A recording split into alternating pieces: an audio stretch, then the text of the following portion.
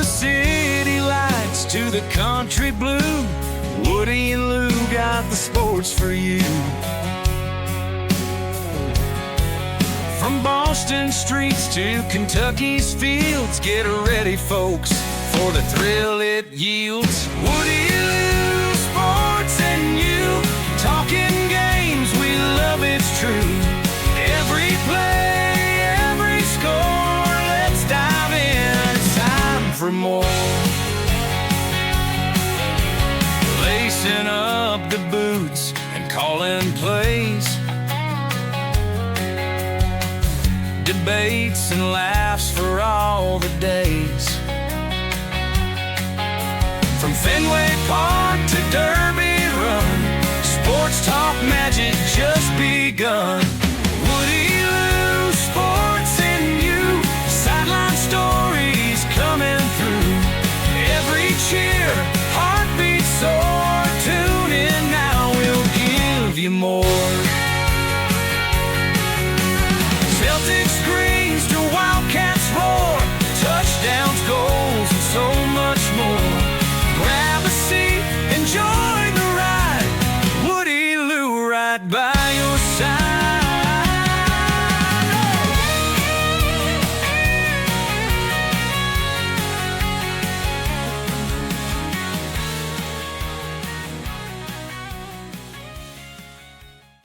The views expressed by the hosts are their own and do not necessarily reflect the official policy or position of the Department of Defense, the U.S. government, or any of its agencies. The information provided is for general informational purposes only and does not constitute legal advice. No attorney-client relationship is formed by providing this information, and nothing herein should be relied upon as legal counsel. For legal advice specific to your situation, please consult a qualified attorney. Oh, that was a good pop of the top. Braxton, episode 36, Woody Lou, Sports and You, April 12th. The Masters and Mike Vrabel, Dianna Russini, scandal. How are you this Sunday evening? Got a lot going on this week, Dan. We just wrapped up the 90th edition of Masters with Rory going from unable to being to shoulder the burden of winning a green jacket to winning two back-to-back. So it's a pretty electric weekend. Yeah, I got egg on my face when we did our very half-ass internet research for Masters picks. I said Rory was going to be in the mix, but wasn't going to repeat as champion. I had Bryson DeChambeau as my pick. He didn't even make the weekend. We're going to get more into Bryson DeChambeau and his conduct at the Masters in a minute, but I thought it was a fantastic weekend of golf at the Masters. The lead changes, who we had like in contention within 5 strokes of the lead on moving day, and then today some really low numbers on the weekend. Super fun 90th edition of the Masters. Yeah, it was an amazing Sunday. I was on the grill from like 1 o'clock until recently, watching the whole 9 of Rory and all those guys. And even with Rory's double bogey into the bogey, I believe it was, when he dropped out of the leaderboard and gave a chance for Rosie and those guys. Like I still thought down the stretch around like 15 on that there was a world where Scotty needed to get back on the range and get loose, and we might have a playoff situation, which would have been even better for definitely content and TV. But Rory was able to hold on, and I was just excited for the headline of he went from the largest 36-hole lead to giving up the largest 36-hole lead in Masters history. Yeah, tough Saturday for Rory, and I have the round 3 scoreboard up, and just some impressive numbers with Cam Young, who is partnered with Rory in the final round, going 7 under. Scheffler going from even to 7 under to be in contention.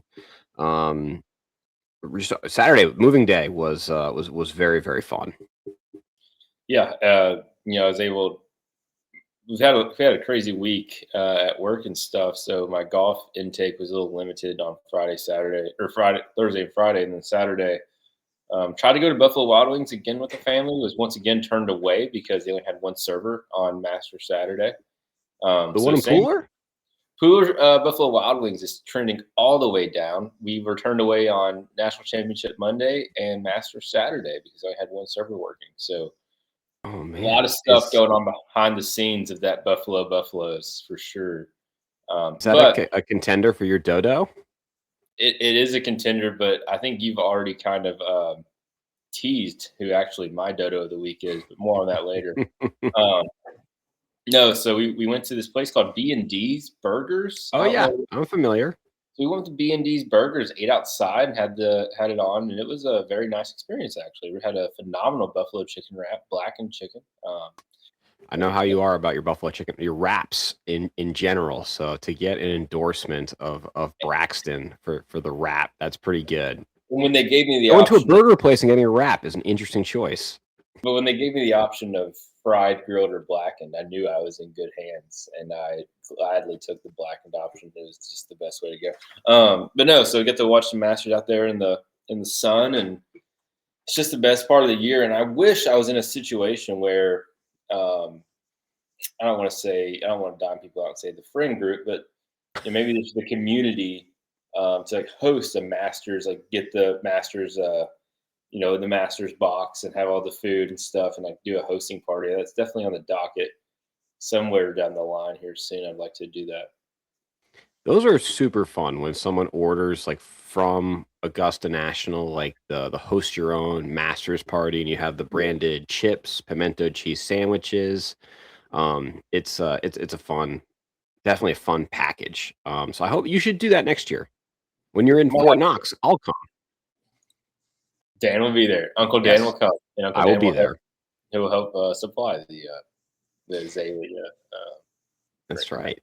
So I want to talk though Masters. So the tournament, as always, I mean, top tier of golf, and I think I would say the signature major for professional golf.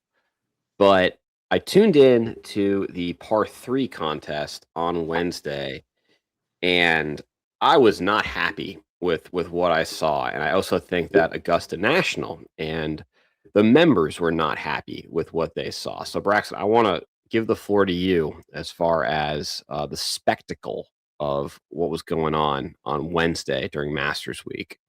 When you think of Augusta National, a lot of history there, and a lot of that negative history that came with the baggage that came with Augusta was able to be washed clean with the performance of Tiger Woods throughout especially his younger years. And Augusta appropriately progressed to just this mecca of golf, which it is today. And I think, unfortunately, in the year 2026, we saw it take a leap back to the days prior of Tiger, of the likes, in the sense of the pimento cheese and egg salad hats in full force, people going and spending $15,000 on gear to go resell on Facebook Marketplace. People who are so lonely in their lives that they value content more than the family and close knit attraction, which is the par 3 event, by bringing in comedians with no attraction to the game. And then we're going to bring in has-been WWE performers who were mid-carders at their peak in the World Wrestling Federation back in the mid 2000s to late 2000s. So a lot of negativity, and I think that we're starting to see a downswing in the Augusta. However, like you kind of said, I think the members and the commissioners are starting to see that maybe this isn't what we're trying to go for. And having Dude Perfect come and jump to Shark a couple of years ago has led to this, and they're probably going to tighten their shot group moving forward. Yeah, I think they're absolutely going to tighten the shot group. The chairman and the members at Augusta. But I am curious your thoughts, like the balance between growing the game of golf, and we have such the rise of YouTube golf, and yet your Dude Perfect doing their trick shots, and then the balance of the tradition and the heritage of events like the Masters, and respecting the history of the game, the traditions there. Your thoughts on that, because I think it's an interesting time in golf. Yeah, and I feel like I usually text you. I think I texted you something pretty radical earlier this week that the sanctity of Augusta is You did. completely gone. Yeah, I mean, what is a hallowed ground? But Kaylee and I discussed it today because I brought up my just disdain with these hats that just have sandwiches on them, and the crazy. I mean, they're not crazy colors because they're in line with like not even Easter, just like spring, like southern preppy Augusta colors. But the Masters is your normal ball caps with the Augusta National logo and the year that the Masters was played, and that's transitioned to these rope hats with the patrons and umbrellas and just random words on it. And it's cheesy, and that's from the rise of YouTube golf and Good and Grant Horvat and Bob Does Sports and all that. I get that. I kind of told Kaylee as I was like complaining, there was a piece of me that just sat back and was like, this just is the way that America is turning. And I can complain about it, but it is what it is. However, I did feel a little bit of, I don't know if joy's the word, but I felt seen that even Augusta National and their members were like, you know what, this is kind of obnoxious as we kind of changed our branding. But no, it's sad. It's unfortunate. And I don't want to say it's a good old boys club, but everything's just getting a little too cute. Like cute's the word I'd go with here. Yeah. There's a place for cute and there's not a place for cute. I'm curious how they go about doing that too, because I mean, like for the par 3 contest, like are they to police who someone is bringing in as like their caddy? I know that's the big event, and it's great seeing like Tommy Fleetwood and his son. Like that was one of the cutest things of all time. Rory McIlroy, his daughter Poppy caddied for him, and that's like a big like family day. Then, as we alluded to, you have Bryson DeChambeau bringing Kevin Hart as his caddy, and he doesn't have kids or a family, so he wants to bring Kevin Hart. Like, who is the members in Augusta to stop Bryson DeChambeau from doing that? I think here's the core problem: is it shouldn't have to be policed, because there should be a common respect and recognition of this is Augusta National and this is the event, and self-awareness goes a long way. So it's concerning, Bryson's, he's had, I believe it was his father who passed away and he's not married.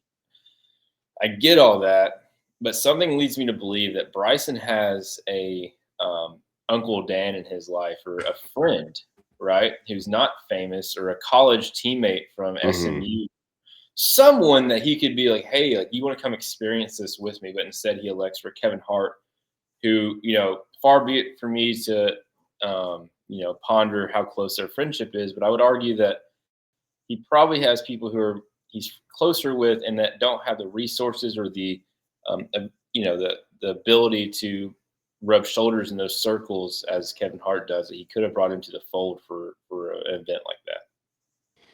And then, I mean, we've heard from me on this show about my trepidation, I guess I will phrase it as, when it comes to the ESPN personalities. And obviously ESPN, they have full coverage of the par 3, as well as the first and second round, and the morning coverage before it gets to prime time on CBS of Saturday and Sunday. So a huge partner of the Masters, and they're sending their workhorses of Jason Kelsey and Pat McAfee to loud and big personalities who I have argued have jumped the shark. And I'm curious your thoughts on that. Yeah, it goes in line. I was upset with Bert Kreischer doing his little bit at Oracle Park. So if I'm mad about a comedian doing something at opening day in San Francisco, you know how I feel about those two personalities being on coverage for the par 3.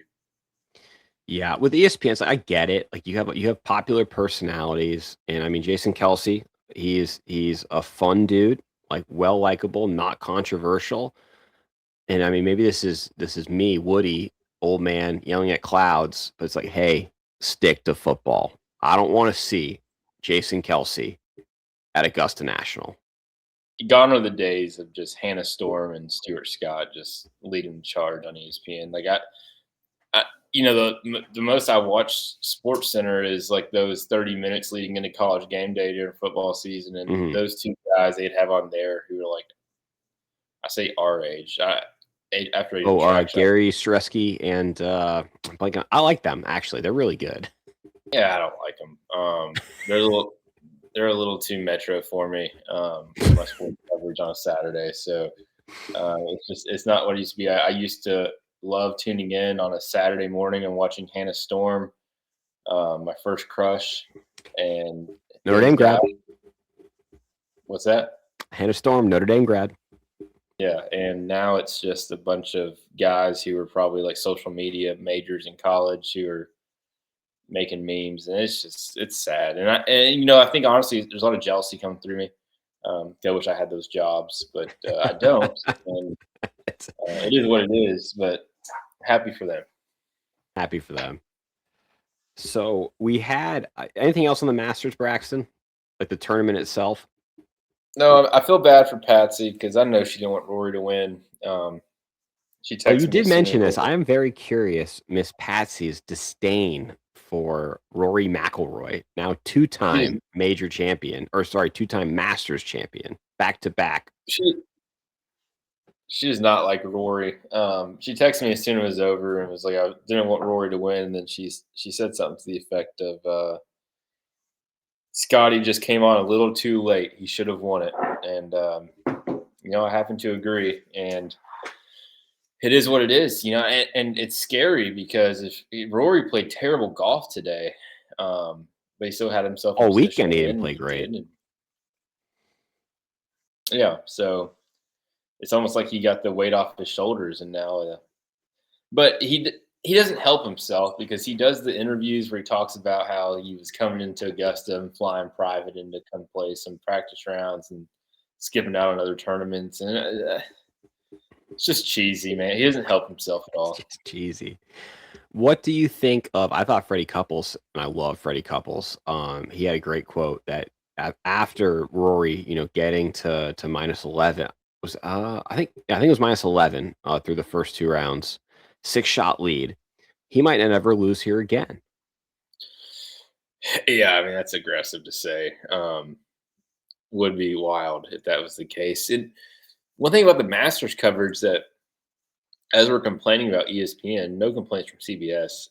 I was outside a lot today. I listened to the coverage, and I usually find myself on Sundays if I'm driving listening to like the golf tournament on Sirius XM. But the Masters coverage on the radio was phenomenal. I was listening to that. You saw me. I was out trying my hand at fishing, and I was listening to the Sirius coverage. The Sirius coverage is really good. Yeah. Like it's nonstop. It's right on par with a baseball game as far as like listenability. You kind of lose some of the visuals if you don't know the golf course, right. Like understanding where they are in time and space of the shot. But with a place like Augusta National, pretty easy to follow along and kind of have your bearings. And it was a really good listen, actually. We do have Miss Patsy. Hello, Miss Patsy. Happy Sunday. Chiming in the chat. He badmouthed Tiger a few years ago and not a fan since. Scotty should have won it! ! And my favorite part about this is Miss Patsy going to Tiger's honor and defending Tiger in this situation with everything that he has going on, still standing firm, and you don't badmouth Tiger Woods. A ride or die of Tiger Woods. I appreciate that, Miss Patsy. Tiger Woods should probably never drive a vehicle again. That's a hot take from Woody, but I appreciate that. He shouldn't have to. We should get that. Charlie should use some of his NIL money and get his dad a driver. That's right. He could probably pay for have someone like you said on like 24-hour call. Also, there's a thing called Uber, and I'm sure Tiger has like an Amex Black Card where he probably gets unreal amount of credits each month. I know I get $15 credit just for being in the service. So I'm sure Tiger gets unlimited Uber credits. I I would say if the platinum gets you 15, the black probably gives you at least 100. I would say at least I would 100. hope. I would hope at least 100. And we have producer Kaylee in the chat. She enjoyed B&D bagels, or not bagels, B&D burgers. Burger was phenomenal, and she was really rooting for Scotty or Cam. So She was just go ahead. She was just rooting for Cam because she thinks he's cute, and she thought like she was like pulling wool over my eyes. Like we know why she. Like, what are we talking? He's a handsome man. I do appreciate him being sponsored by Major League Baseball. Cool story there, where his dad belongs to the same golf club as Commissioner Manfred. And when Cam went pro, Commissioner Manfred was, "Hey, like, would you wear the Major League Baseball logo?" He's like, "Yeah, sure." Yeah, I didn't. I had the. You had more of the details. I was telling Kaylee the roundabout story of how he came to have the MLB logo on earlier, but I was just getting her closer into his arms by telling her the story. But I wish he could have won, and I mean, I would have been happy with him winning. I would have been happy with Rosie or Scotty. Really, I kind of anyone but Rory's type situation, but Rory pulled it off. And she's saying they're both great family men. Yes, I know. Definitely. I'm not that familiar with Cam Young, but Scotty, absolutely. Cam did an interview where they asked about his Sunday prep, and he said it's going to be different than no tournament Sunday, where we're going to find a church in the local area to go to prior to my tea time. And Kaylee's she's smitten. Yeah, who was in contention was a good group of golfers. Rose, Lowry, Scotty. Let me pull up the leaderboard from Sunday, or sorry, from Saturday. You had all the big names. Day, Jason Day, Sam Burns, Cantley. He can pound sand. I don't like him. He's got no personality. Russell Henley, good dude. It was super fun. Yeah, it was a great Sunday. So with Rory, back-to-back champion, he will host the Champions Dinner, which I think it's Tuesday night of Masters Week. Great quote from him when interviewed and asked about his menu, and was asked, "Now, why didn't you go a little more traditional Irish fare?" And Rory, he quipped, "Because I wanted to enjoy the meal." Which is super funny. Wow. Because I would say traditional Irish food is not the most flavorful. But our first homework assignment that we gave each other from episode 35 was, if we were to host a Masters Champions dinner, what would our menu be?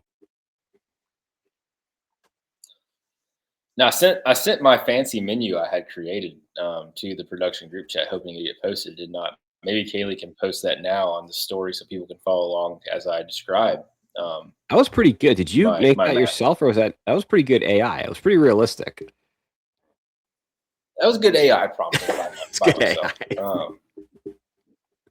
But I'm going to tell you right now, to all the listeners at home, the premier Masters Champions dinner. And if I was able to don a green jacket one day, this is what I would host. And I think this will be a unanimous top choice by almost everybody. And if we got to figure out how to do a poll or a vote on Instagram, because I'll send my menu as well. I'm confident mine's going to win. Okay, so Kaylee can post both menus, and then we'll see who people would rather attend. I'll run through mine real quick. So, you do yours first, or should we go like course by course, or just the whole, like, you're going to run through your whole menu? I did an appetizer, a first course, main course, and dessert. Did you do the same? Yeah, I have a welcome cocktail, first course, hot starters, salad course, soup, main, dessert, after dinner. Okay, you're a little fancier than me. Of course. And I'll lead off with, we don't have a welcome cocktail. We have a bar that you can go get whatever drink you'd like. People's champion, Braxton Lewis, the people's champion. Yeah. Okay. So, when you go to my Masters dinner, you'll be first served a beautiful dish called, and this was coined at my dear friend Sam Colt's wedding, where I had about 20 of these hors d'oeuvres. But this would be a full-blown appetizer at my Champions Dinner. It's called the brisket on a biscuit. Okay. And it's pretty much what you hear is what you get. It's going to be Texas sliced brisket on a cheddar biscuit, or Texas sliced brisket on cheddar biscuit. It's going to be a light honey glaze on top of that biscuit as well. And you'll be able to go for about 20 of those. Okay. And for the other option, we're going to have raw oysters, which will be dried from the Gulf of America. They will not be steamed. They'll not be Rockefeller. They'll be raw oysters from the sea to your mouth from the Gulf of America. And those are the only two appetizers you need at my Premier Champions Dinner. Okay. With your opening course, Daniel. Okay, so first, of course, as always, there will be a bar that anyone can get what they want, but the suggested cocktail for my meal, which is titled New England on Magnolia Lane, is called the Gold Rush, and this is a bourbon with fresh lemon and maple syrup. Okay. Okay. Okay. First course. I am also going with a raw bar selection of chilled oysters on the half shell. So yeah, not Rockefeller, not cooked, raw oysters, and it will be a selection of New England's finest oysters: Wellfleet, Island Creek, Mattanook oysters, and Beavertail from Rhode Island, and then Glidden Point oysters from Maine. So that's going to be the raw bar selection. Then there's also going to be hot starters, where we're going to have mini crab cake sliders and maple glazed bacon wrapped scallops. Sounds good. Sounds good, right? Yeah, it's pretty good. I mean, I didn't salvage the whole sea for my oysters, but that sounds pretty good. The scallops, I'd be in trouble if those scallops were coming my way. I got a feeling my first course is a little lighter than yours. But for my first course, I'm going with a grilled chicken Caesar salad with a honey butter glazed croissant on the side. It's good. And emphasis on the chicken here in the Caesar. I want in my head, this is a full blown like rotisserie style chicken.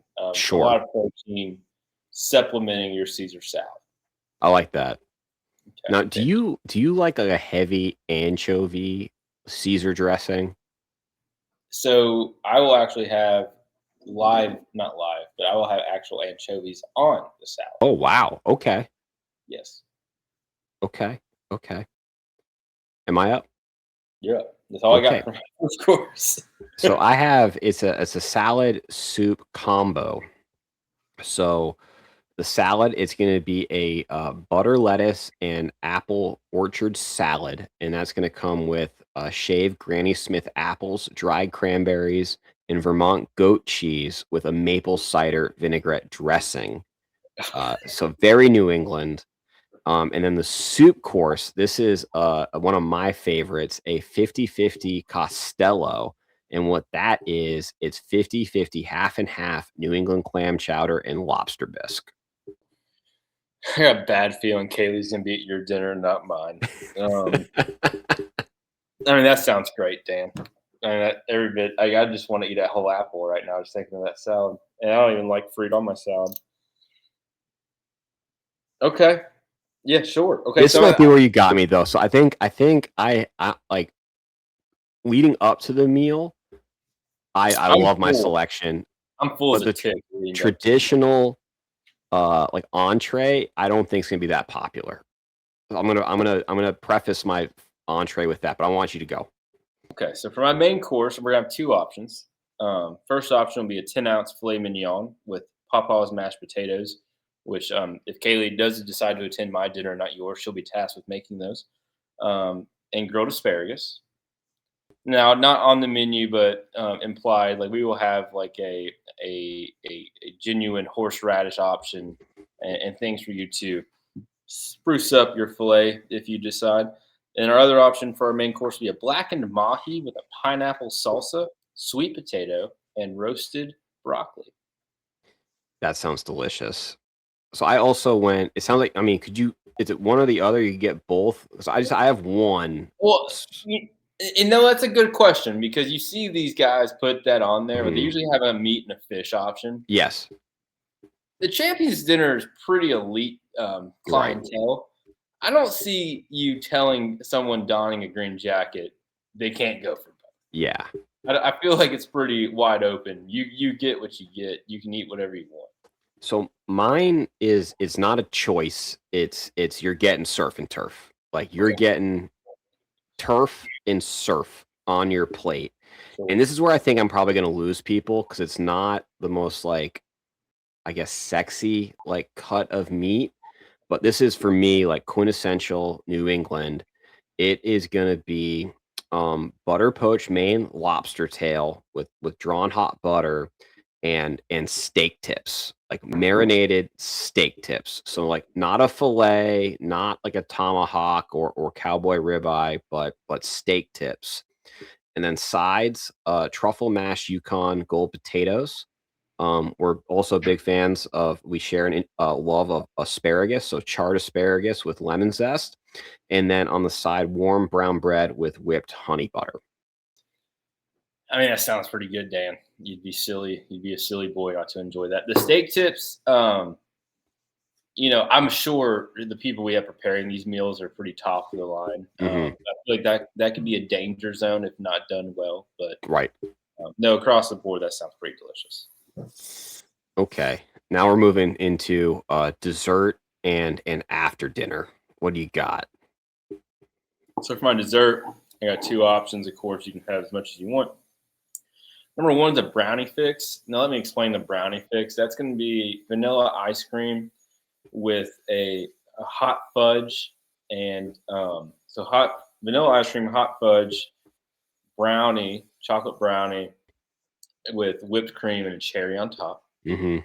Hot brownie, hot fudge, cold ice cream, kind of just all going in there together. Or a warm chess cake. I had chess cake at your parents when we had our epic Charleston weekend, and I want some chess cake right now. Miss Amy, is that something you could like ship? Does that ship well?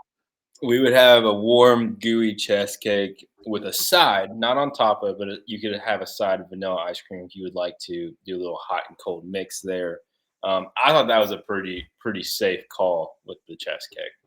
Can you, for our listeners, can you just describe what a chess cake is? Because I was not familiar with chess cake until I went to your parents. It's golden brown, blonde, if you will, and it's gooey but cooked, and it's delicious. I don't know how to describe it past that. It's not cheesecake. No, it's not cheesecake. Because I don't really like cheesecake. It's not, and I think that would be the easier way of describing it, but it's not cheesecake. No, it's much better. It's not normal cake. It's just chess cake, and that's all I have. You're gonna have to Google it, or my mom is going to have to make samples for people to really. We're gonna sign up Miss Amy Lewis to send out samples to our 27 followers. We're getting some good chatter in the chat from producer Kaylee. She is raving over both of our menus, Braxton. A real battle between the commonwealths of Massachusetts and Kentucky. She's loving the raw oysters, the maple glazed bacon wrapped scallops, and she is shocked that she has never had a 50-50 Costello. Ooh, Dan, breaking news. Kaylee this is off topic. Kaylee just got the email. Elliot has been accepted to her first ever full-on private school. Congratulations to Elliot. That's fantastic. She's an official Christian private school kid, so that's good for her dad. It's a good night in the Lewis household. Yay. Yay. Anyway. So for my dessert, I have both a dessert and then a after dinner with like drinks meal. I feel like this after dinner is just going to be a banging espresso with a nice little bourbon. So yes, that's part of it. First I'll do my dessert. Yeah. It's pretty simple Americana, warm apple pie and vanilla bean ice cream with whipped cream. And then for after dinner, yes, it's espresso martini, regular coffee service with mini whoopie pies and maple sugar candy. Yeah, I'm not gonna make my wife put it in the chat, but I think you probably edged me out a little bit. And I'll tell you this, I feel like I've only done this at Italian restaurants, and I don't know why I don't do it more at home since I have a Breville. But the glass, like the neat double Mhm. of bourbon, having a neat bourbon and into like an Americano or some type of espresso type coffee to wash it all down is an elite play that we don't do enough in our society, I would argue. Now I gotta look up the name for this, but I really enjoy it's a coffee and ice cream, and it is called Affogato al Cafe. Yeah, So it's Kaylee. it's like a scoop of ice cream in coffee. It's delicious. Yeah, I'm sure. I'm right there with you. I'm starving now. That was really fun. That was a fun homework assignment for us. I worked on it all week. I had it in my notes, and I would be at the doctor's office or at work or in the restroom or something. And I was kind of working on my Yeah, we got to menu. get your because I did your menu, your AI menu was it looked real. It looked like you actually got that like printed. Yeah, yeah, it's legit. It was legit. Yeah, so I'll have to make an AI menu myself, and we'll go head to head in the polls. And what I want to be, this can be understated because I don't know all 27 of our subscribers, but if one of our 27 subscribers was a single lady, I think this really just shows Woody's ability to really understand and work a menu. And I think that translates to a night, which could translate to a lifetime of quality outings with the one and only Woody. I appreciate that. I'm very passionate about where I grew up, New England and New England cuisine, and putting New England cuisine in the spotlight. And it's hard to beat, in my opinion. It's hard to beat. Now, I have no beef with New England. Well, speaking of beef with New England, this is a great segue into our next ticker topic of the Mike Vrabel and Dianna Russini Arizona rendezvous scandal. Boondoggle. Yeah. So I think it's important. I will say this. I'll preface our conversation with this: is there is no confirmation of extramarital affairs, just some compromising photographs that allegedly have been taken out of context. And because of the journalistic ethics of a reporter with an alleged insider source, Dianna Russini has been suspended from her role at The Athletic. And I think she also reports for NFL Network. Yeah. So, I mean, let's set the stage. We're in Arizona for the coaches, owners type, the team meetings, yeah. The boondoggle they have down there. They take the photo. Really, the only output is the photo, it seems. But they're 2 hours away or so in Sedona at a resort, and he's with his buddies. She's with the girlfriends, and they're both married. They're both married. They both have had previous interactions through legitimate official interview means, as far as her job and then his job, leading them to conversations that were aired on TV at various points, given their positions within their respective networks and football teams. With all of that said, some of their previous interviews have been dissected. And I think it's not fair to dissect those interviews now in hindsight, because obviously your mind's going to be clinging on to stuff maybe a little more than you would have previously ever thought of. But with that said, the photographs aren't great, Dan. You're a They're married man. Yeah, I don't see you doing that. I talked to Kaylee about it. Because so the two photographs that I know that I'm referencing, and if there's more, please let me know, is the one of them poolside, and then the one of them the interlocked fingers. Yes. Almost as if they were dancing or like embracing. They had fingers. Yeah, they were on And like one of those like the classic like bachelorette like show like scenic overlooks. yes, It was and what I told Kaylee was, in Vrabel's, if there's any defense, the only thing that I could say is I think we could all argue or agree that, let's say, you, Dan, are the head coach of New England Patriots, and I am, Christina, who works for CBS, and we're both married. And I have interviewed you a lot because you're the coach of the Patriots, and I'm a sideline reporter or whatever reporter. yeah, Yes. media room every week, sure. Yeah. We see each other at a resort, and then let's say there's oh shoot, Dan, oh shoot, Christina, what's going on? Side hug where maybe like we have both hands over shoulders, picture gets taken, we're smiling. I think we could all agree there's no malicious intent in what just happened, but that photograph could put you in very compromising position. And I think Kaylee's kind of response, and she can comment if she disagrees. I think she was pretty much like, yeah, I can see that.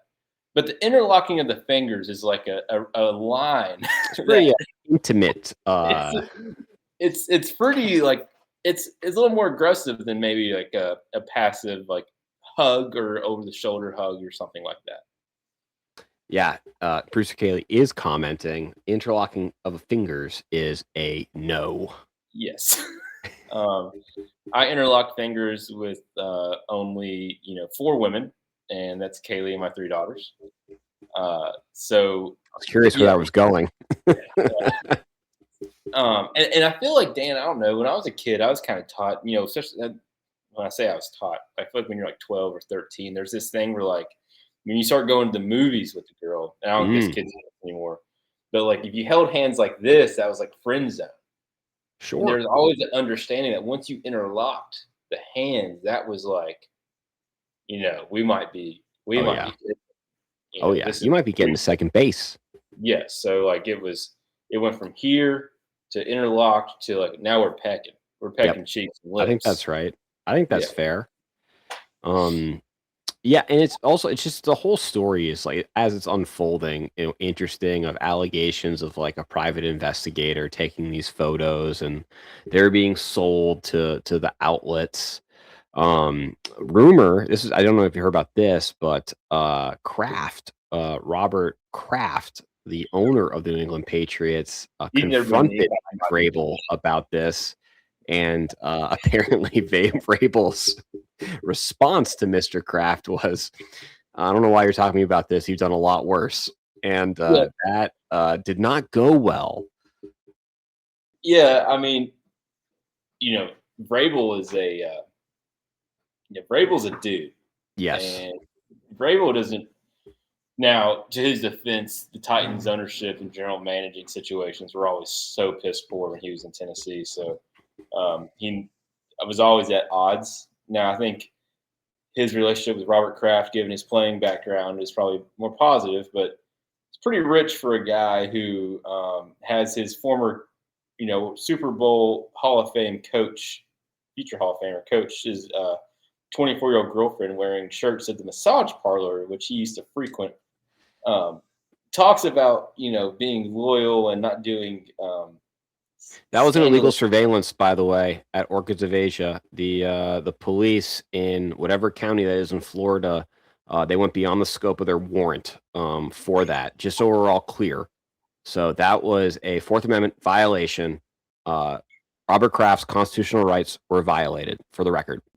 But you would agree, for the record, pretty rich for Robert Kraft to give anyone advice on extramarital or just like sexually pure like acts.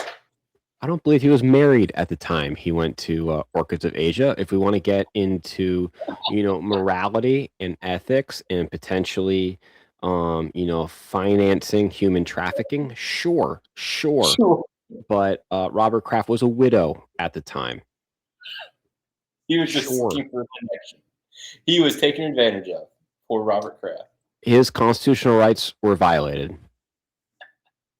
I love the fact, and that's why I have respect for New England, is because you have this loyalty to Robert Kraft that I didn't know you desperately had, and it's actually really promising to see, and I appreciate. I took an oath to the Constitution, Braxton. I took an oath to defend the Constitution. So when citizens like Robert Kraft, constitutional rights are violated, that's what I'm concerned about. I hear the guise of the Constitution coming from the attorney in the show. However, attorney you also took an oath to protect the Constitution. I don't have a single sports figure in my circle of sports that I'm that loyal to, and I commend you on that. That's just Boston sports. I would throw Kentucky's AD or Alex Anthopoulos, the general manager of the Braves, under a bus. I'm a short leash. I mean, you should care as much about Robert Kraft's constitutional right violation. I believe you also took an oath. And you're a law enforcement officer. Well, I was the one extending my scope. And it's really rich. I was, in my attempt to protect all these innocent women from being in this guise of just giving massages, but actual trafficking, I somehow interrupted.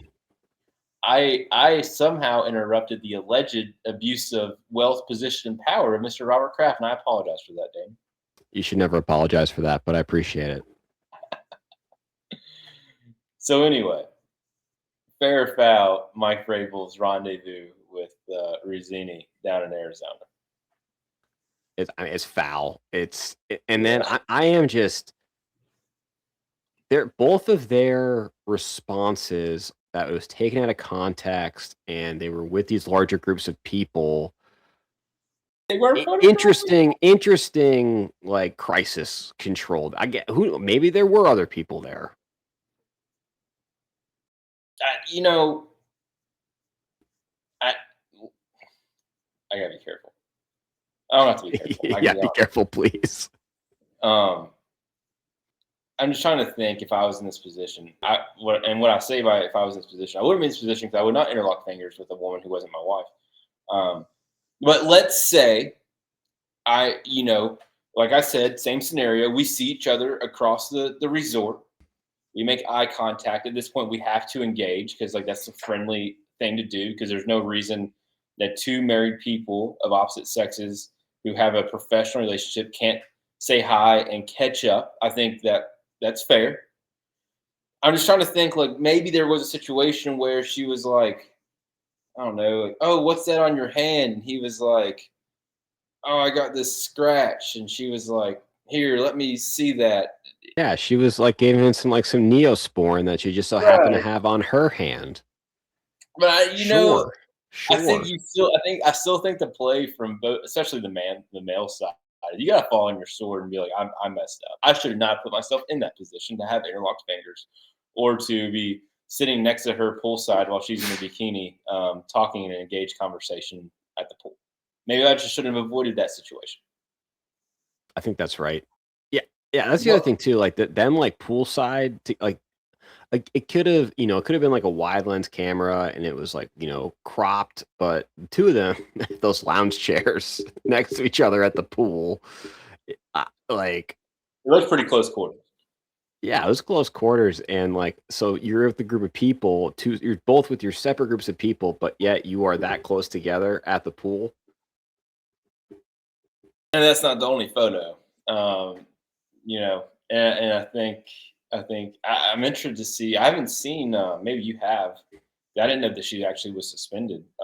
If any official statements, or maybe do a FOIA request to see if any legal documents have been processed or began up in New England or wherever she resides from for divorce proceedings. That's interesting. I don't know. I have no idea what the states of their marriages are. When that happens, because Boston fans, as you said, are nuts, and we will have that paperwork probably pretty quick Oh, absolutely. If you, I remember back over like holiday block leave when former New England Patriots wide receiver Stephon Diggs was arraigned for alleged violence against his chef. There were many reporters outside of the Norfolk County Courthouse in Dedham, Massachusetts, trying to get a scoop on what was going on with Stephon Diggs.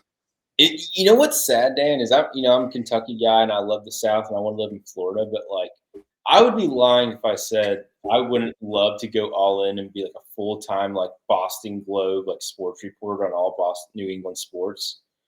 But with that said, like I couldn't do the cold and I'd end up missing most of the football season, almost all of the basketball season into the playoffs, and 70% of the hockey season, which would not make me a good reporter. But I would love to go. I think oddly enough, even though I'm not a New England guy, I would understand that culture well enough to where I could assimilate pretty well. I think so. I mean, it's so when we were together in Poland and you were listening to Matt Jones podcast like every night, and then every time we were, because we did a lot of driving across Poland, me and you. And I love that you would play Matt Jones because that is what New England sports talk radio is. And it's been like that for years. And we have two stations in New England. There's 98.5 the Sports Hub. That's like Westwood One Media, and then there's WEEI. Used to be AM 850, now it's FM 93.7, and it is basically 24/7 Boston sports talk. And it's similar to Matt Jones. Like you have Mike Felger. Mike Felger is not from New England. He's from Wisconsin. He's from Milwaukee. He's a Packers fan, a Bucks fan, a Brewers fan, and just hates on the Patriots. And he's just a lightning rod. And people call in and like, hey Felger, like F you Felger. You know, and this is sad, but one of the things, and this just shows you that my age does not reflect my brain or my soul. About moving to Fort Knox this summer, what I'm most excited about is, yeah, I got Sirius XM, I got CarPlay, I got all of that, but the fact that I'll be Louisville market, but I'll be able to have just the AM dial Yeah, truck radio to where I get in my truck you'll have and terrestrial radio. I don't have to use an app or anything. I can just get on the 680 WLAP or whatever. I think it's 1070 or 1080 in Louisville. Just have it on the AM dial and get the local radio. And here's the cool thing about being in the Louisville market is I'll get KSR, from 10 to noon, but from noon on, I'll get all the Louisville guys. I'll get the sheriff, and I'll get all the Louisville talk shows, and like I will thoroughly enjoy listening to all the Louisville guys, especially as their basketball team's on fire right now. They just got two huge transfers today. But I'll get to hate listen to Louisville. Oh, that's Yeah. gonna make for an interesting Braxton hate listening I don't to even, Louisville. I don't even need my phone. I can leave my phone at home, just get in my truck and just hate listen to Louisville talk radio. And I'm gonna be I can't wait. I'm so excited for it. Yeah, like local sports talk radio I mean I listen to it like on my commute to and from work in the morning. I listen to Toucher and Hardy. What's up? I think when I was at Fort Campbell, it was always I think I had 102.5 or 104.5 or something. No, like I'm that. still so I have a like tune in radio. I'm listening to Boston radio. Gotcha. Yep. Yeah, it's Toucher and Hardy in the morning, Zolak and Bertrand in the afternoon, then Felger and Maz evening commute. I'm a real psychopath. And I haven't done it down here. I don't know, maybe I just don't have a connection to this area, but when I was at Fort Campbell, like if we were driving around like a Friday night, like you can ask Kaylee, I'd get on the AM dial, and I was just free copying. If we were driving like from Fort Campbell to Lexington, I was just free copying local high school football game coverages. I love radio. that. That's And awesome. I loved it. I mean, I was just, I'd catch 2 quarters and have to flip to the next town over because we lost like the frequency from that town. but I loved it. Now moving back to Kentucky, Braxton, are you going to listen to a favorite show of this program, Tradio? Trading. I don't know if Radio's still on. I would love to, but so in line with talking about like KSR and that stuff. So where I'm going to work, you can't have your phone. Yeah. But I have radios. I have like 3 radios. One that my grandfather gave me, and then one that Kaylee got me, and they're dialed radios with the ears. So. Yep. One of my first questions to the G2 or G6 or whoever when I get there and be like, hey, so, good copy on the whole phone thing. Can you guys like go through this radio and make sure give it a badge, because I need this radio in my cubicle so I can listen to KSR from 10 to 12 in my cubicle. I'll be able to get signal, so that's something that I'm going to have to work with.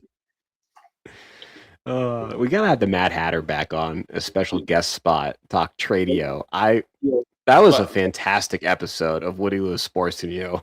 I learned so much. I've never been more at the edge of my seat I was high on medicine. No, I was in the field. That was before my surgery. You're in the field. You were very active in the chat. I do remember that. I'm just thinking about, dude, like if I could get an actual, I don't know why it'd be an issue getting an FM or AM radio like that into the office.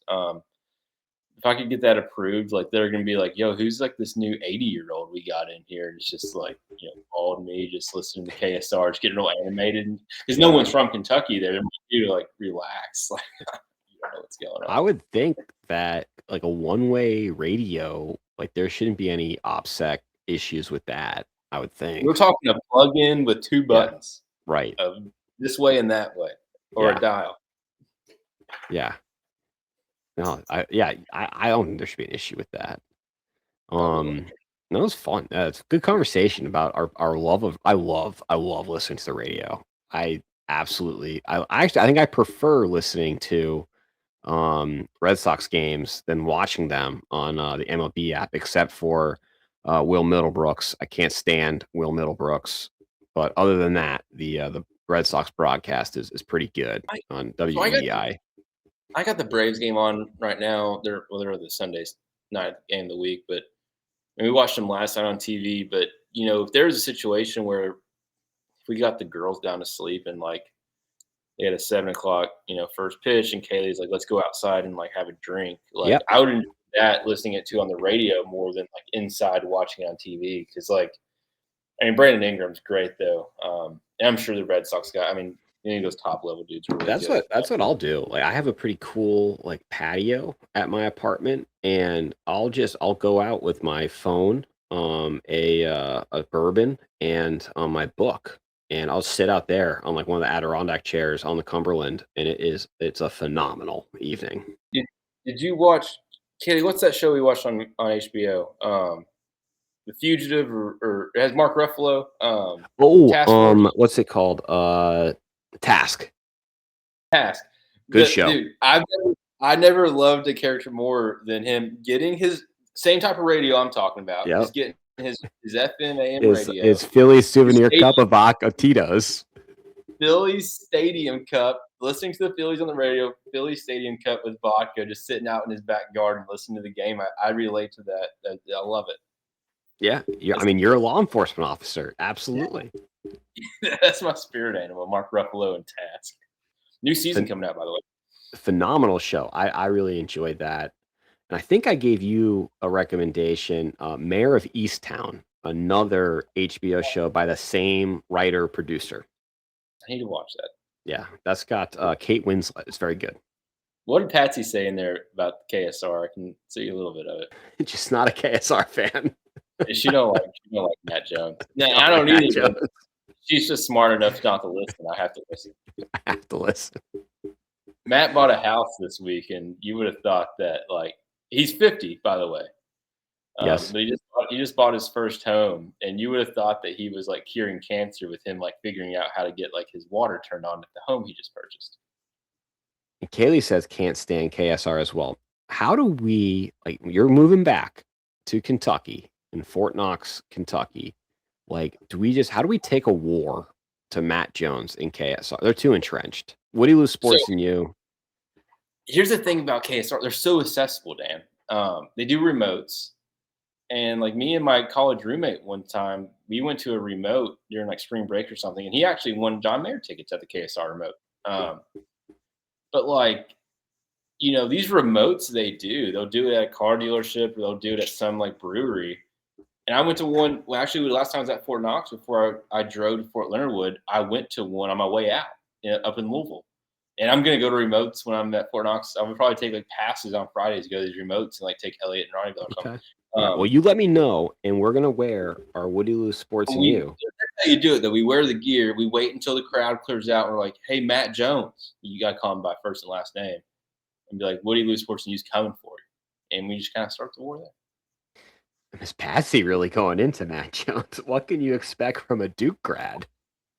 Duke, I got no comment on that, Miss Patsy. I mean, how are you a Kentucky fan? You went to Duke. I don't care. I don't care where you went to law school. Because here's the thing. I could be a genius, Daniel. I could be a genius, and you could say University of Louisville, Tennessee, Duke, whatever, medical school is the best medical school. Mm-hmm. I just wouldn't go to the best medical school. And I could have the cure to cancer. Just wouldn't go there. I'd go somewhere else. Even if it wasn't Kentucky, I'd go to an ally. I'd go to like Texas Tech. Somewhere where we have no beef. No beef. Oh, that's funny. That's funny.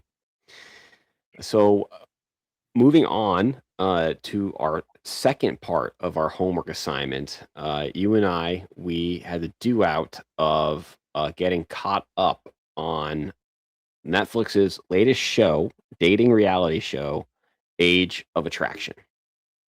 So I think we have both gotten to the same spot of Age of Attraction, and we must discuss. All right. So kind of following up from last week, Vanell and Jorge are officially out. Yes. Jorge couldn't get through with the celibate thing. He was being a lawyer. He was lawyering, and he is a criminal defense lawyer, but he was talking to her as a combination of a lawyer and her father. Yes. And I knew that wasn't going to work early on. And he was not pleased with the terms and the definition of the word celibate, given what was permissible and what was not permissible in her definition of celibate, which ultimately led to the ending of their relationship. That was my perception of the ending of that relationship. I think you're spot on. And it's, I don't know. They're like, they were the biggest age gap at 33 years, but they were just weird, in my opinion. Like Jorge was like a weirdly intense dude. Yeah. And it was just like, whoa, man, like you gotta, like, I get it, you're 60, but most 60-year-olds I know are like kind of chill, like, on the back nine of life. But he was just like, even like he had like his hand gesture, you can't see it, but he's like, You might argue he was pent up. yes. But he knew that. That's the other thing too that kind of rubs me the wrong way about like their promise room thing, is because like she is transparent about her celibacy. Apparently it was a fluid definition of celibacy, and I can see his frustration with like, what are we doing here? But he knew at some level that like she said she was celibate, so there's that. And then he never told her about his kids and his baby mamas. And I could like being in Vanello's shoes, it's just like, what the hell, man? Like, It was, listen, and that relationship was never going to work from the time that he interviewed and said, I thought he was 42. When the poor girl thought that he was 18 years younger than he actually was, I knew this was never going to work. Yeah. Because that just shows a clear ignorance on at least one of their sides. And it was probably a bad edit of the promise room and other stuff of him being like, I don't want any baby mamas, like I'm not going to have children like outside of marriage. So from that edit, it definitely, from Vanel's standpoint, I can totally understand her. Like, yeah, he doesn't have kids. Well, I mean, yeah, they get to Whistler wherever they're at, and they're asking her, and she's like, "Oh no, he doesn't have any kids. Like, he has no kids." And then it cuts to him. He's like, "I got to tell her I got these kids." Yeah. And everyone else's mind is just like, what? What? Like, how did you not talk about that? So anyway, they're out.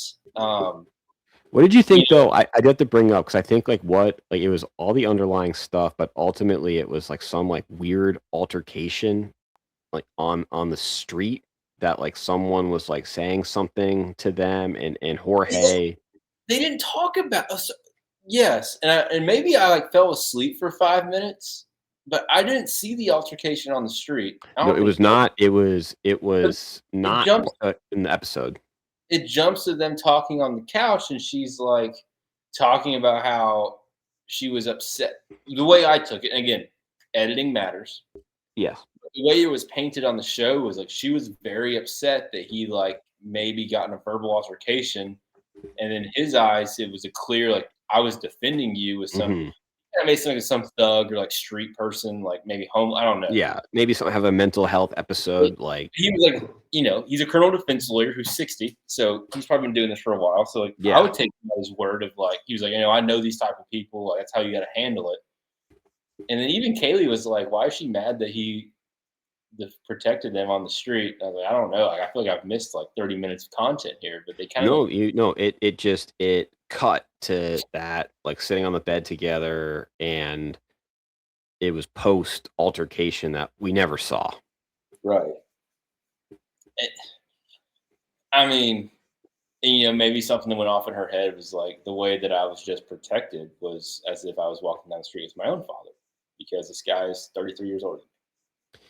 Yeah, or I don't. Maybe she has been of the upbringing or the mindset of like, hey, just walk away, ignore. Right. Hey, we're getting filmed for a TV show. Let's just like let it go. Yeah, yeah. We have a film crew around us. Let's just get back to the hotel. So not surprised at all that couple didn't make it. I am curious if Vanell has any regrets for not choosing Justin from Charleston. I hope we run into Justin at a River Dogs game. That would be good for. Should we try and find his like social media and like X tweet at Justin from Age of Attraction? Be like, hey man, Woody Lou Sports and you going to River Dogs game? Would love to see you. You know this from your viewing of Southern Charm, and then like my parents like living there full time. Like Charleston's a small town. Yes. It's a very small, medium-sized town. So like the idea of running into Justin just organically is not out of the realm of possibility. Let Yeah, and alone, I would say he's probably one of the more eligible bachelors in Charleston. So I thought that was going to help his chance. I mean, dude, we were just murdering the Guardians tonight. We couldn't hit the ball last night, and we have like 18 hits through 8. Sorry. I thought the prospect of, I think they kind of spoke about it earlier about like that, like her moving to him, like having Charleston as like the destination of the move. Like I feel like it should help you in the running of like the decision making process. sure.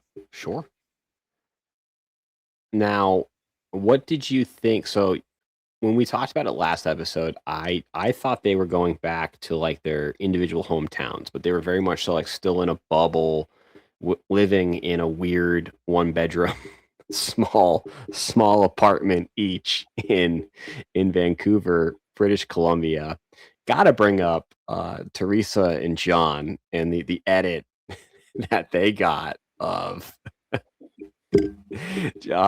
the carnal pleasure that Teresa was experiencing when they finally got out of the dating environment. So just as a father, the idea of me being, how old is Teresa? 53, 54? 54. The idea of me being 54, so I was 24, so that's 30 years. The idea of me being 54 and my oldest daughter being 30 years old, so my age, Mhm. and 54, and me being on a primetime Netflix show and them hearing the outside moans and even interviews post of lovemaking with someone younger than my oldest child, it's not healthy, and it's not sane. And if we're gonna go couple by couple, I'm just gonna go get ahead and give you my full spiel on John and Teresa to the point that I'm at. Okay. John, I think, carries himself very well for a 27-year-old. In overall regards, like, John is a mature 27-year-old male. Teresa is not a mature 54-year-old woman. She has gone full blown in this bubble. And again, I don't know if the producers told them, the biggest age gap gets to go to this thing. I don't know any of that. I'm glad Austin Riley finally got a hit. I don't know any of that. But the way she's acting like a schoolgirl, and she's making all this love, and things are great with my young beau, who's younger than my oldest kid and the same age as my second oldest kid. And then all of a sudden they say, hey, you have to meet families. And it's like a brick hit her, as if like this thought never crossed her mind of like, hey, we're going to be on Netflix where people can watch this on repeat a million times. They're like, oh my gosh, I got to meet family. And I don't know how my kids are going to feel and all this stuff. And she was getting mad at him for nothing. He didn't even say anything. I would say he probably came out of that show the best, as far as being just a reasonable, rational dude, like mature beyond his years at 27. And I will say this too, like, I actually really like Teresa's kids, and I thought they handled the situation like pretty well. I haven't met Teresa's kids yet. Okay. That's I have 2 episodes left, but I have met John's sister and mother. Mm-hmm. And so Teresa's reaction when they found out they're meeting families, I thought was completely irrational and unhealthy. But again, to John's 27-year-old credit, I did find it interesting that, like, when he spoke to his mom and sister, Teresa was like, Teresa wouldn't tell them her age. Yep. Teresa wouldn't say she had kids. Yep. And John's mom was onto it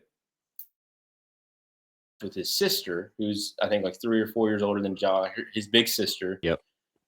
You could see the lights turning on back on in his brain, where he was like, he wasn't defensive. He was just like kind of being objective of the situation, and you could see like the wheels turning of like, yes, sis, this, yeah, I'm starting to see this a little more clearly now. Mm-hmm.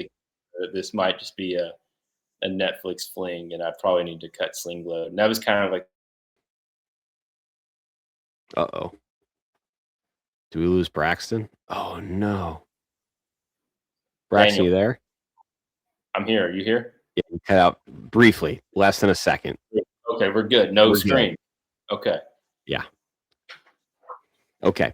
So yeah, you're just going off John, Teresa. So another couple I want to talk about, who I don't feel like got that much airtime during the meet and greet phase, like prior to the promise room, was Vanessa and Logan. And I want to bring them up because talk about another, for lack of a better term, a horny older woman. And her wanting him like on night one to make a move, but he moved. They just moved. He was tired. Vanessa has been engaged 4 times prior to the show. Yes. Which, you know what, good for her for recognizing that those 4 engagements would not be fruitful marriages and getting out of those, regardless of how she was able to get the off ramp. If it was her decision or theirs. Vanessa's crazy. She has bottom line. She has crazy eyes, crazy voice, and crazy demeanor. I knew she was crazy whenever he made the very like non-confrontational, just like we're having a conversation comment of like before they knew each other's ages, where he said, obviously you're older than me. And she like just stopped him right there. Like, what do you mean I'm obviously older than you? And it's like, sister, you're like 20 years older than this guy. Like, everyone can see it. Maybe you're a top specialist. Like, we all know. So I knew she was crazy then. I think she has I think this poor boy's scared for his life. I think he is petrified. You need him to like blink 3 times if he's being held against his will. I think he might be a hostage. Okay. Yeah. And I think maybe values his chastity, if you will. And he was like, I already know this woman's crazy. And if I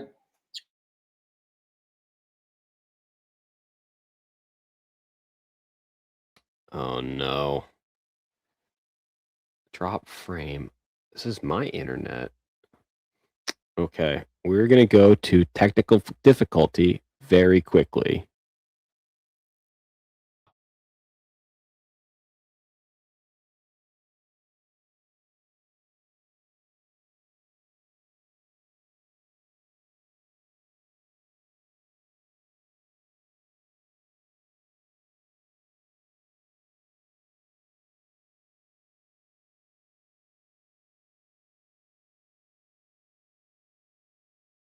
Yep, we're back, Braxton.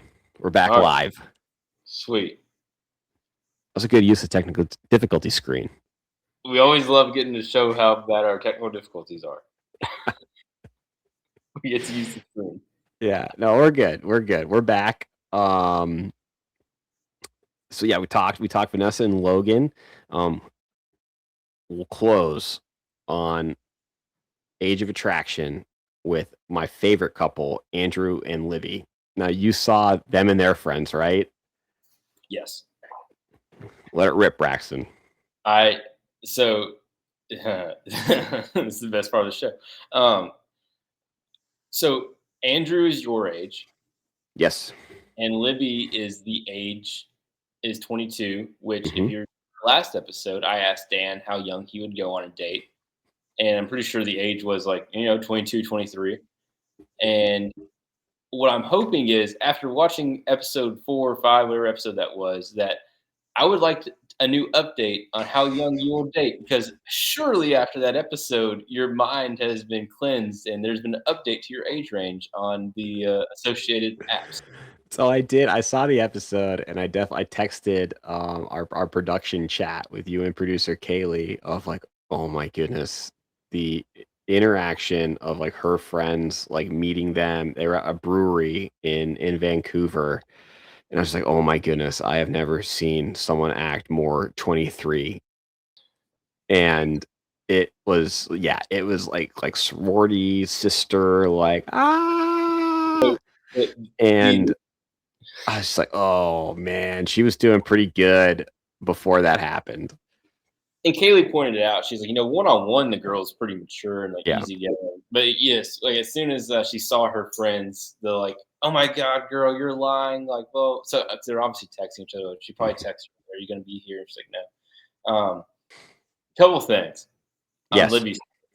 One of the Libby's friend who was wearing the normal outfit, like she was a fine young lady. I think she probably has a lot of potential in life. The girl from New Jersey who had the 2 heart skin cutouts in her outfit with the headband, which Andrew had a killer line back in the hotel about the headband later that night. I've never met a more insufferable 22-year-old in my life. And my favorite thing that she said that maybe people didn't catch on to, but I think just added to the complete irony and ridiculousness of the situation, is when she said, "I'm going to be a therapist one day." So, and I was like, that's how you know the girl is too young, when you're 38 and you're a business owner and all these things, and your girlfriend's friend says, "I'm going to be this one day." That's how you know they're too young, because it should already be that if you've already been that in your life. Yeah. So I will say I'm happy we're on the same page as far as criticism of that friend, because and I think Andrew handled it very well, but I would have just been like, who, like, what have you? You're like basically a embryo, like you haven't lived at all. Like, who are you to question like my life decisions? I wish you would have been like, "Do you still pay your phone bill, or does your parents?" Yeah. So yeah, her friend was a lot, and I tried to be like sympathetic, like she's looking out for like her friend, but she just like when you're talking, and again, this is coming from a 37-year-old's perspective, but you can't come at someone that has life experience that you know. Yeah. And I tried to give her sympathy from a different lens of the fact my sympathy was, hey, this girl's on TV. And this girl's never been on TV, and she knows there's cameras here, and people's reactions to cameras, I'm sure, are all different, just like in any situation that's new to them. I'm sure the producers were in her ear too. And like I think she probably played it all up, maybe more than she is without the cameras. Wasn't a good look. Now Andrew's. It seemed to come pretty naturally, though. Yeah, well, yes, she was a natural. When Andrew's friends showed up, I told Kaylee, I was just laughing. I was like, "Dudes rock," because I think they were they were so funny. This was like, pay me. I don't want to be rude to like our women listeners, but I think objectively, male friendships are just so much tighter than female friendships. Like the love and connection of male friends I just think it's an unbreakable bond and like a lot more, a longer leash, a deeper connection than like women do. And that's just my take. Maybe I'm wrong, but I think across the board. And when they they interviewed his one friend, or they get over by themselves, and what was his name? Pierre? What was his name? I'm blanking on his name, but I know exactly what you're talking about. He looks at the other buddy. He's like, "All right, pay up." Yeah, and the dude pay me. Was it like, wait, how old is she? She's like 22. Hey, pay me. Said, "Pay up," and he was laughing. The dude was like, "Yeah, I told my other friend she'd be between 22 and 25 and blonde hair," and the other friend was like, "Yeah, he called the bet, so I just had to take the dark hair and over 25, so I was already at a loss." And he was like, "Hey, Andrew's consistent. What can I say?" I was like, "That's like that rocked." And then he asked the same question that we kind of alluded to. He was like, "Hey, does she have a job? Like, she's 22." But they were supportive. Yeah. To a degree. They asked like they gave honest guy questions of like, "Hey, like, how's this gonna work with your kids?" Blah blah. But I think it just showed like just dude friendships are the best, and girlfriend friendships or something. And then they get back to the hotel, and he's asking how it went, and she was pretty honest. She's like, "Yeah, like, my friend, they don't hate you, they don't love you." And he was like, "Yeah, your one friend came with the sweatband ready to attack me." I lost it when he said that. I was like, "He has a." That was good. Yeah, and we got some from producer Kaylee. Friend with the headband was dressed like Baby Spice, and even funnier because he brings up the Spice Girls, and Libby's like, "Who?" Yes, and also I didn't know if this was in jest, if she was making fun of him or being serious when she said that he needs Botox. I think he looks phenomenal for his age. So I do you was think gonna say like his skin at 38, like maybe he is using Botox, like from like his like. He looks, but I thought he has good skin. So I when think she he has said good like skin. he needs some Botox, and I was like, "Oh my gosh, what are we talking about?" Yeah, It looks great. that was my as far as like the friends coming, that was my favorite for the exact same reason that you said. Like his buddies were like Awesome. like those are like my friends, like just Those are super good funny, dudes. like busting balls, like, and I love Good. it. So wait, so like how old is she? 22. Hey, pay me. Yeah, on spot. Pay me. They had exchanged money right there. Oh man. That's good. That's good. So we're actually we're going pretty good. Time has flown, Braxton, on episode 36 of Woody Lou Sports and You. I think we should wrap up with our Dodo Bird of the Week, our new annual award, or weekly award, not annual. Yeah. We kind of teased it at the beginning of the show. I'll be quick with this. My Dodo of the Week was Bryson DeChambeau and his bringing of Kevin Hart to the par 3. It's a good For all the Dodo. reasons stated. So my Dodo is it's alluded to in our thumbnail of the week, and that is the Seattle Mariners unveiling of the Ichiro Suzuki statue. Did you see the bat breaks off. Did you see the picture of the architect's face when it happened?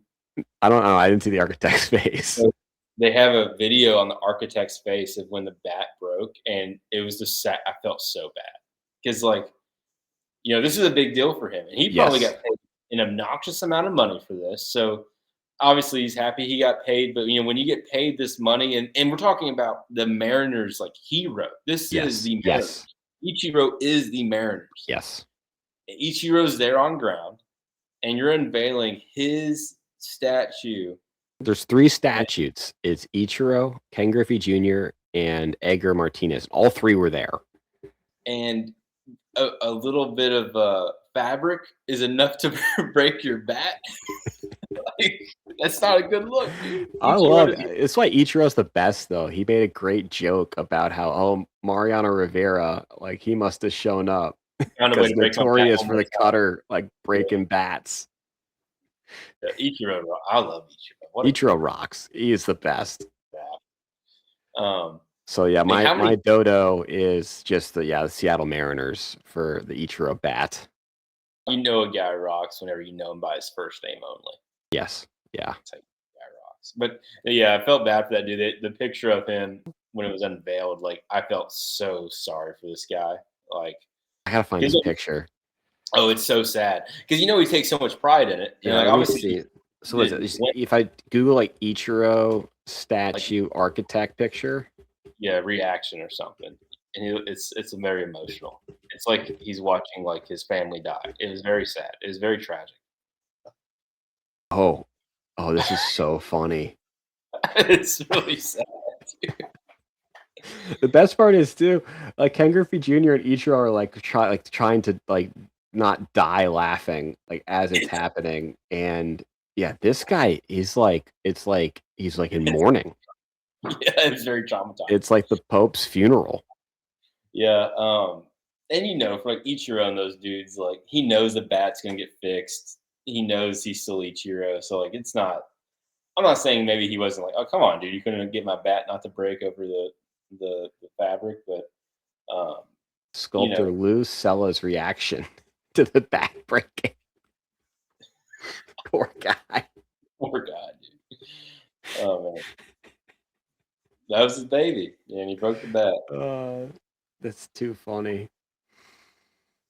Well, Braxton, we're almost at the hour 30 mark. A great show. Do you have any final thoughts? Not great week. I hope we have the Braves got another series win, so we haven't lost a series all season. And looking forward to catching up next Sunday. Yeah, no, and as far as baseball goes, like the Red Sox, back-to-back wins against the Cardinals, decisive victories, won the series. So hopefully they're on the up and up. But time will tell. In close, as always, thank you to our award-winning listeners. Please don't forget, as always, to download, like, subscribe, and share. We appreciate it, trying to grow the brand in Woody Lou Sports in you. So everyone, have a great week.